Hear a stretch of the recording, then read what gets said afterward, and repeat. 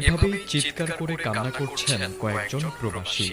এই কান্না প্রবাস থেকে মাথার ঘাম পায়ে ফেলে সেই উপার্জনের টাকায় পরিবার ও স্বজনদের জন্য আনা শখের পণ্যটি চুরি হওয়ার কান্না।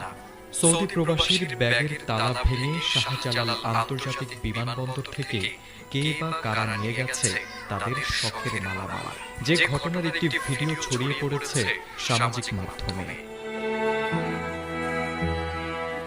ভিডিওতে দেখা যায় এক ব্যক্তি কয়েকটি ভাঙা তালা দেখাচ্ছেন আর চিৎকার করে বলছেন, আমার রিয়াল নাই, আমার মোবাইল নাই।